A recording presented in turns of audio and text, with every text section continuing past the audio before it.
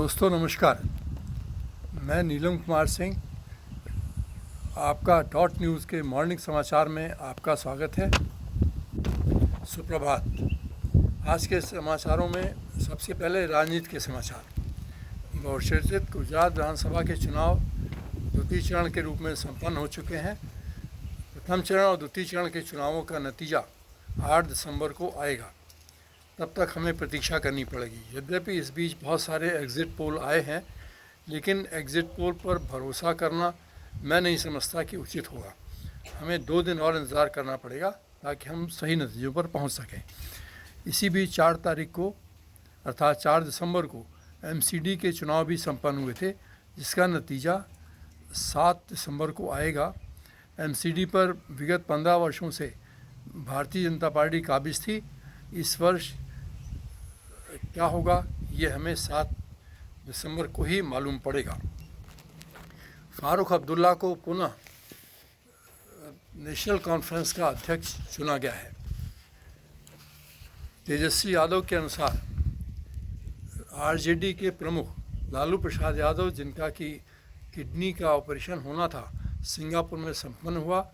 उनकी बेटी आचार्य रोहिणी द्वारा किडनी उनको दान की गई है, जिसका सफल प्रत्यारोपण किया जा चुका है। ऐसी सूचना सिंगापुर से प्राप्त हो रही है।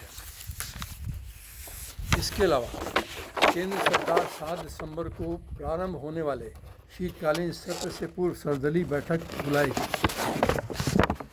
मीडिया द्वारा भारत जोड़ो यात्रा का बहिष्कार करने पर राहुल गांधी ने कहा कि उनका तात्पर्य है कि मीडिया का सोशल कॉज से कोई सरोकार नहीं है। बीजेपी नेताओं को संबोधित करते हुए मोदी ने नेताओं से सीमावर्ती गांवों के सीधे संपर्क में रहने को कहा। राजनीतिक समाचारों में बस इतना ही। अब चलते हैं G20 से जुड़े समाचारों की ओर।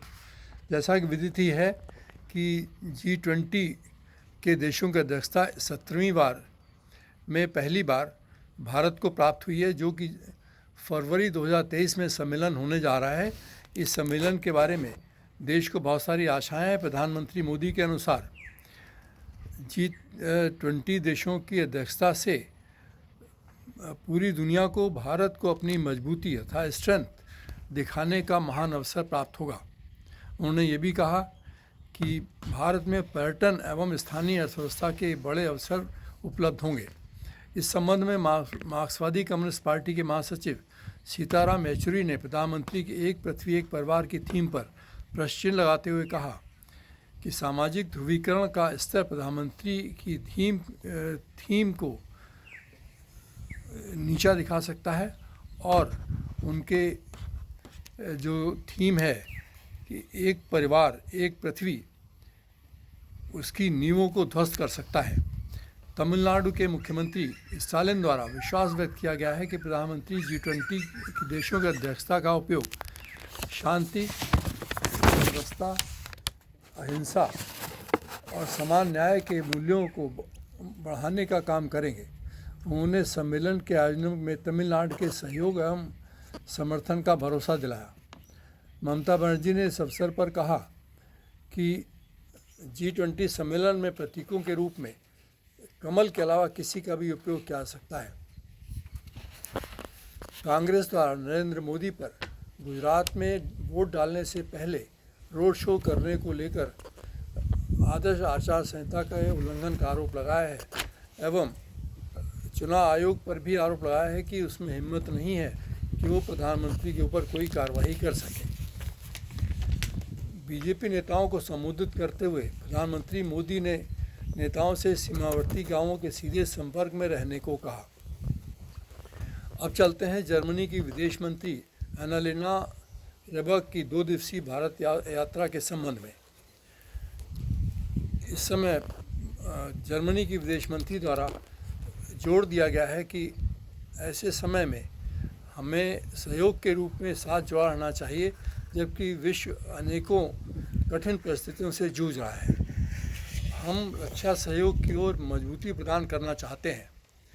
भारत विश्व के अनेकों देशों के लिए रोल मॉडल साबित हो सकता है। विदेश मंत्री जयशंकर के अनुसार भारत जर्मनी आवागमन संधि दोनों देशों के विद्यार्थियों के लिए लाभप्रद होगी। इससे विद्यार्थियों को आने जाने में काफ़ी सहूलियत प्राप्त होगी। इन्हीं समाचारों के साथ आज के समाचार बुलेटिन में इतना ही। हमें उम्मीद है कि आपको हमारा समाचार बुलेटिन पसंद आया होगा। हम आपसे करबद्ध प्रार्थना करते हैं कि हमारे इस चैनल को ज़्यादा से ज़्यादा सब्सक्राइब करें, शेयर करें, और अगर आपको इसमें कोई सुधार की आवश्यकता महसूस होती है, जो कि संभवतः ज़रूर होगी, क्योंकि मैं इस समय विदेश से ब्रिस्बेन से ये समाचार पढ़ रहा हूँ, तो आप कमेंट बॉक्स में ज़रूर लिखें ताकि हम उनमें सुधार कर सकें और आपके लिए अच्छे अच्छे सकारात्मक समाचार प्रस्तुत कर सकें। मैं जानबूझकर इसमें खेदजनक समाचारों को कम से कम शामिल करने का प्रयास करता हूं, जैसे रोड एक्सीडेंट, हत्याएं, बलात्कार। इन नेगेटिव समाचारों को हम अपने समाचार बुलेटिन समाहित नहीं करते हैं। यद्यपि ये संख्या में काफ़ी ज़्यादा हैं, फिर भी मैं उम्मीद करूंगा कि आप हमारे विचारों से सहमत होते हुए हमें कमेंट बॉक्स में लिखेंगे और हमें सहयोग प्रदान करेंगे। इन्हीं शब्दों के साथ हम आपसे विदा लेते हैं। नमस्कार, धन्यवाद।